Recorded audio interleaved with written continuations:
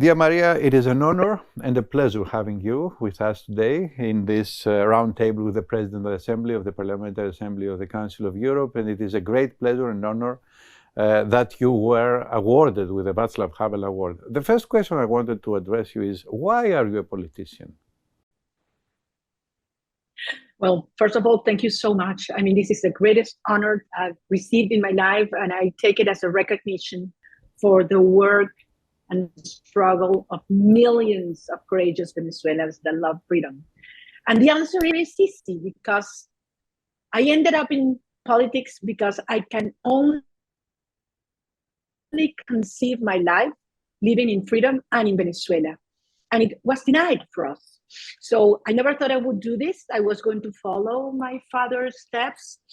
That's why I studied engineering. But when I realized that our country needed freedom above all, I had to make this decision and leave everything else I was doing. And I have seen that the family story is full of political incidents. I mean, your predecessors were all being involved in politics. So actually the answer is what you have said, and I understand, I realize that. I say sometimes that we are in politics to serve the people, and it is actually the truth. But you are in a very difficult condition. You serve your people by being chased. How do you feel? It's very difficult, because it seems contradictory that those that, most defend freedom, most of the times have to give it up for a period of their lives. And in the last years, I've been in company with thousands of people all the time, moving around our country, creating this movement to have hope once again. And I was used to hug, kiss people from all walks of life. And suddenly, for the last 2 months, I've been absolutely on my own. I haven't been able to see directly on other people's in their eyes. And it's a total new discovery of your own, and how to keep on fighting, given these new, totally different circumstances, and being under a constant fear that, and knowing that they're looking for you. I'm sure that most of your people who are meeting you, when looking at you, they are looking at hope. What are you looking when you see their faces? Is it fear? No, I see trust. I think that the most important thing we built in these last years is trust among us. And I insist in this all the time. And in order to have trust in each other, you have to always rely on truth. That's why Václav Havel has been such an inspiration for many years in my life. I'm sure that they trust you. I'm sure that they trust you, but do they have fear for what is happening to the country? Are they hopeless, or you can give them the hope they need, and you can change things? When you live in a country like ours, in these circumstances, you sometimes end up learning how to live with fear. The point is how you overcome it. And that has been our challenge.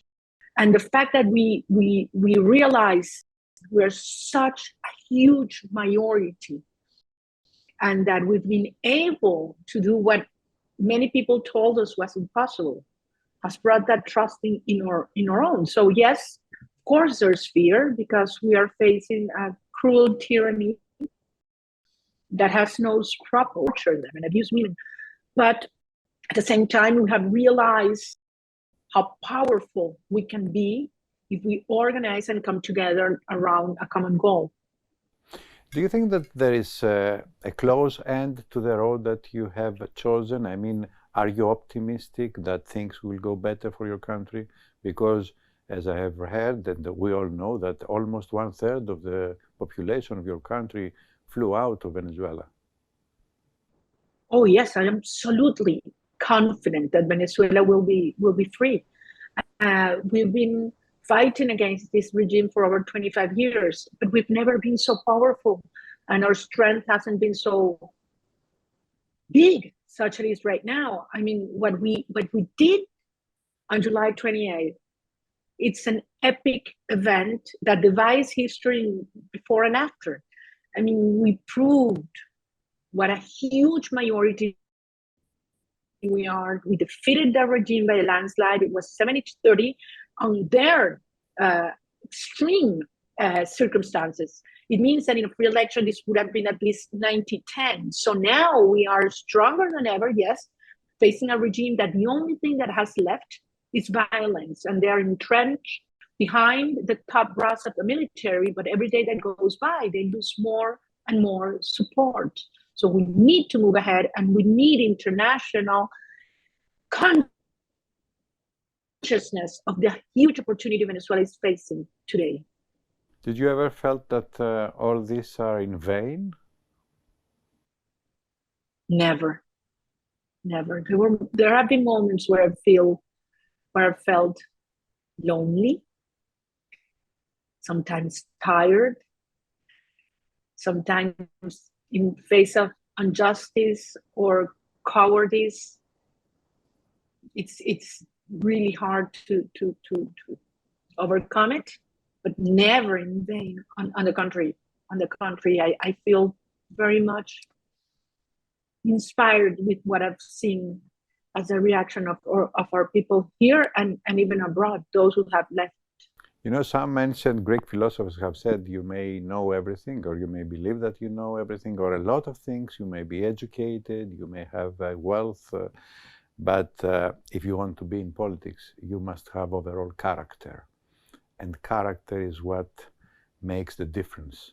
I see a woman with a character, and I see a woman who is fighting, and it is very difficult to fight under the circumstances that you are doing. And I really want to tell you that this is what our assembly and the jury of the Václav Havel Prize appreciated much on your struggle, and decided to award you with this prize. You know, Václav Havel, of course, was one of the most important political figures in the 20th century. He wrote history not only for his country. And what the jury said, since I was the president of the jury, and I cannot reveal what we have discussed, of course, secretly, but what they have said and agreed is that the message of Václav Havel and of the Council of Europe should pass on the other side of the Atlantic. Do people know about the Council of Europe, about what we are doing here, human rights, rule of law, and democracy? Of course, they know the principles, but I'm talking about the Council of Europe. What do those who called you yesterday, because I believe that you have talked to many people since you were awarded, are telling you about the Council of Europe? Look, as you say, it proves us that human rights, freedom, and democracy are values that are universal, and that every single citizen fighting for them around the world is our cause.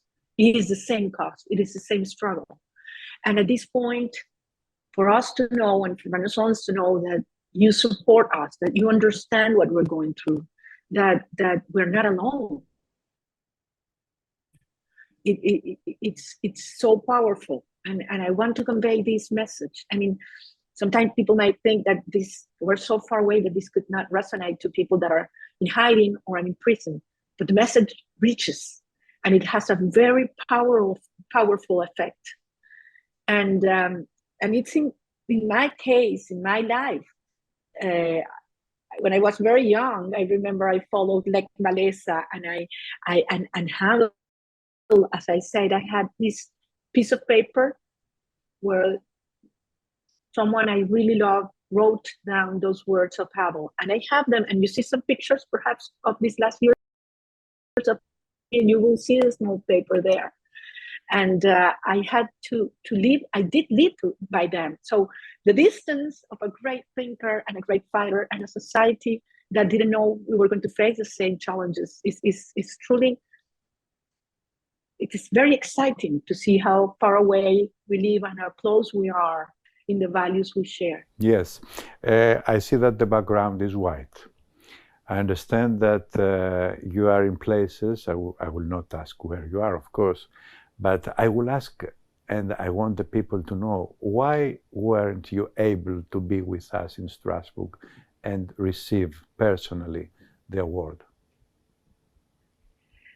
I have been banned from leaving my country for over 10 years. I have been banned from taking a local flight for over 7 years. So I'm not able to see my country from above. I have to travel by car, so I live it from within. For the last 7 years, I've been to every single town in Venezuela, and I've met thousands and thousands and thousands of people that told me all their stories. And that's why we went so far creating this movement that finally put the dictator against the wall. So they decided to go against me physically, and they made our president-elect take exile in Spain, and Maduro said I was a terrorist. They have accused me of terrorism, and they're looking for me. And they've detained many of my colleagues, people that are very close to me. Many have had to leave the country or are in hiding. And I've decided to stay with our people, but I cannot let them take me into their hands. So that's why I'm in hiding, I would say. You are aware, of course, that in history, most of the dictators were not good in literature, and their fantasy was deteriorated by accusing their enemies as terrorists. I understand that this is what is happening there. I would like to ask you one more question, Maria. What is the dream? I am sure that I know the answer, but can you please describe us the Venezuela that you have in your mind and the Venezuela you have in your heart for tomorrow? Look, what we have done is much more than a political struggle. As I said, this has turned into an existential struggle for life, an ethical struggle for the truth, and a spiritual struggle for the good. And believe me, being able to tear down the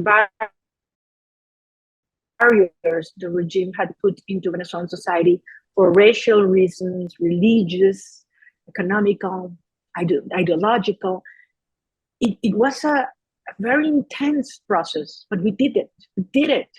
And that's what makes me so proud of the civic movement that has arrived in the last months. So this new Venezuela will start by stating profound pillars around these values of the human dignity, of justice, of solidarity, and I would say love. And believe me, if I think back of all this journey, what is the element that had brought people together, surmounting so many obstacles we had, it was love for freedom, love for our country, and love for our children and our family.